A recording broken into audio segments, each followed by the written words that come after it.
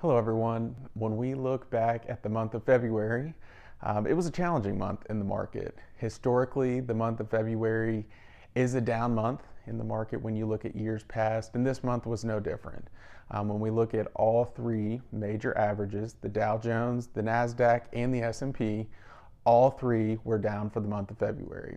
The Dow was down around 1.5%, the NASDAQ was down almost 4%, and the S&P was down around 1.5% as well.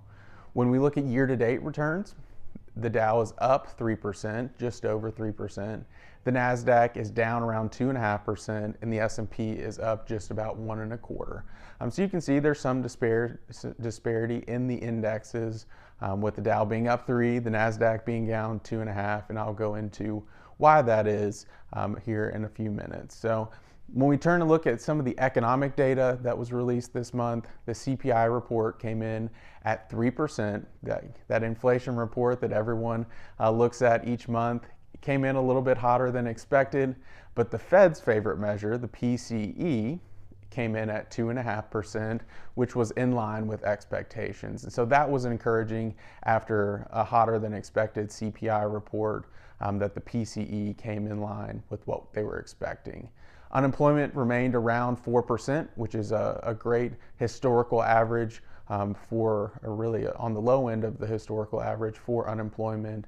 We feel that this gives the Fed the ability to be patient as they continue in this rate cutting cycle. We don't think that they'll be quick to cut rates next. We think they'll continue to stay at the level they're at currently, at least for a little while, until we can start to see those inflation numbers continue to tick down a little bit further. When we look at this month as a whole from a headline perspective, this month was full of some very inflammatory headlines.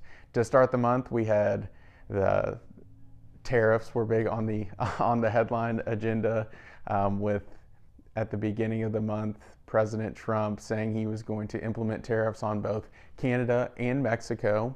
Those were delayed by 30 days, but delayed does not mean completely off the table, so that does not mean that those are out of the rearview mirror, so to speak. We still feel that those will come up at the beginning of March, and we'll have to readdress them at that point.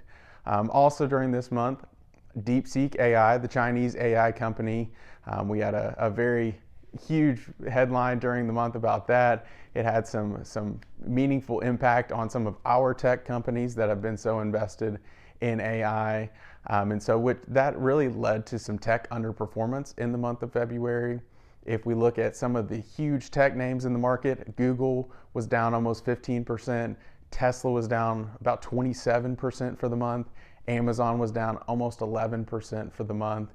So those really dragged down that NASDAQ index, which shows why there is that disparity between the Dow being positive by 3% and the NASDAQ being down by almost 2.5%. So we'll continue to have very inflammatory headlines throughout this year, just since there are so many moving pieces right now. But as a firm, we'll continue to monitor all things when it comes to trade, immigration, tax policy, as well as hopefully being on the tail end and getting a resolution when it comes to Ukraine. So the market does not like volatility, and we have definitely had a lot of volatility and uncertainty this month. Uncertainty leads to volatility, and we have definitely had a lot of uncertainty this month. But we'll continue to monitor all things when it comes to the market as they come out, and we'll make adjustments as we see fit and as new information is released. So hope you all have a wonderful month of March. Look forward to talking to you again soon.